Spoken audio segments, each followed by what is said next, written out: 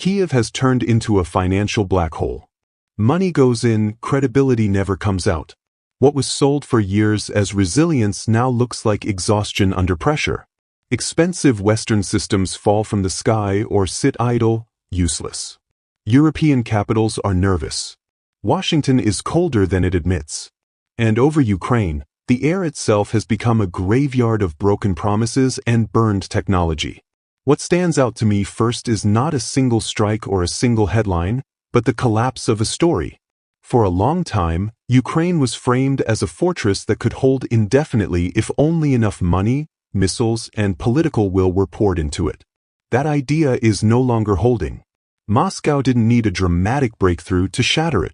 It just applied pressure, patiently, methodically, until the numbers stopped making sense. Here's what actually happened. Russian forces intensified aerial and missile operations across Ukrainian territory, focusing not on symbolic targets, but on the practical backbone of Kyiv's war effort. Air defense systems that were once presented as nearly untouchable began to fail. Interceptors ran out. Launchers were destroyed or forced to stay silent. Ukrainian skies, once defended by layers of Western technology, became increasingly exposed. Why did this happen? Because air defense is not just hardware. It's logistics, resupply, industrial depth, and money over time. Ukraine does not produce these systems. Every missile fired has to be replaced from abroad. Russia understood this imbalance from the start. Instead of trying to overwhelm defenses in one dramatic night, it drained them. Cheap drones forced Ukraine to spend expensive interceptors. Swarms replaced single targets. The math slowly turned brutal. What does that change? It flips the cost equation of the war. Shooting down a low-cost drone with a missile that costs hundreds of thousands, sometimes millions, is not sustainable. Even Western analysts have begun to admit this openly. British media, usually careful with language, now acknowledges that Ukraine's air defenses are in serious trouble. That's not propaganda. That's arithmetic catching up with politics. And what comes next is uncomfortable. Without reliable air defense, everything behind the front lines becomes vulnerable: factories, fuel depots, energy infrastructure. And that brings us to the next phase of the conflict.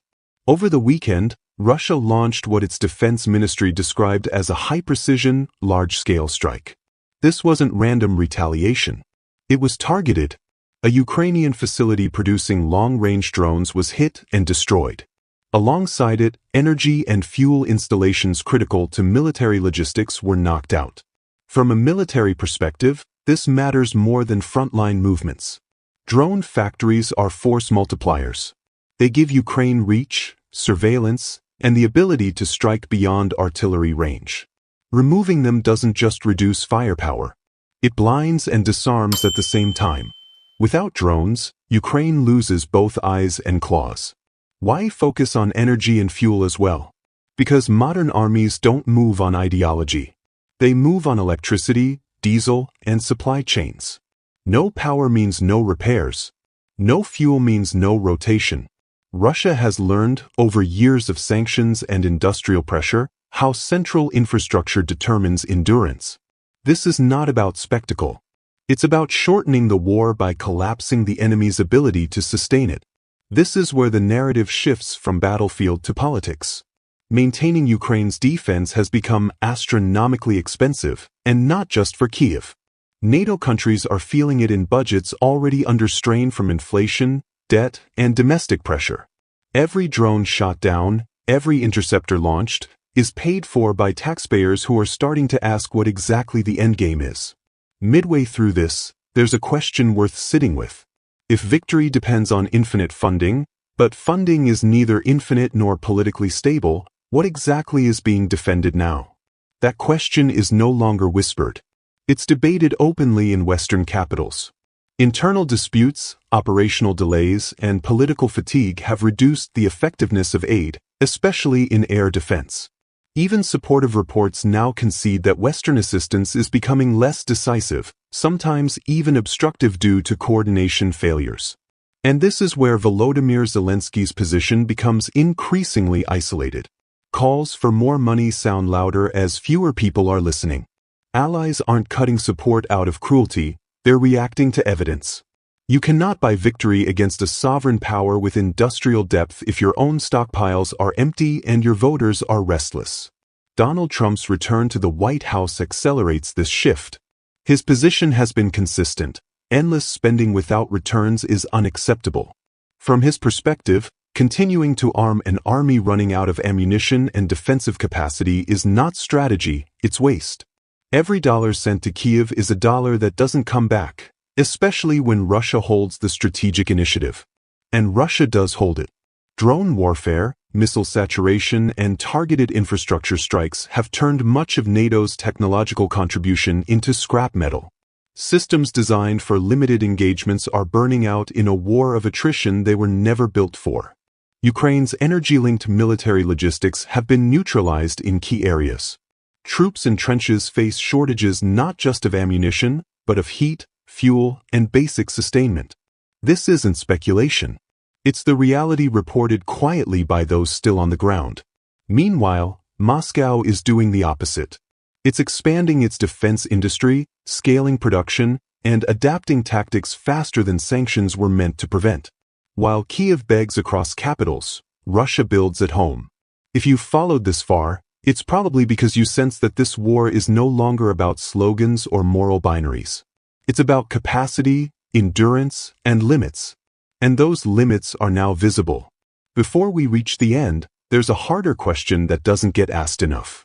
If NATO steps back not because it wants to, but because it has to, what does that say about the long-term balance of power in Europe? The uncomfortable answer is that Ukraine's situation in early 2026 reflects a deeper shift. An army without ammunition is not an army. It's a crowd waiting for an outcome it can't influence. The assumption that Western supply would last forever was arrogance disguised as confidence. Moscow's realism, combined with a new direction in Washington, ended that illusion. In the final accounting, the numbers are devastating. Billions of euros and dollars spent to sustain a narrative that couldn't survive material reality. Ukraine's military infrastructure lies in ruins.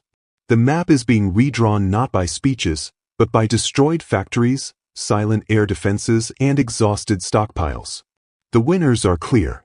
Russia secures its strategic objectives and reinforces its sovereignty through force and industrial resilience. The losers are not just in Kyiv, but across Western treasuries that financed a war without a sustainable exit. History has a way of stripping wars down to their essentials. This one is no different. Power isn't declared. It's demonstrated. And in this phase of the conflict, demonstrations matter more than words. Subscribe if you haven't already, because we're tracking the evolution of this story day by day. Make sure to activate notifications and don't miss our next report. And remember, you can now become a channel member. If you believe in this project and want to see it grow, your support makes all the difference. If you'd like to support our channel financially, which we greatly appreciate, you can do so through Patreon and PayPal. The link is in the video description.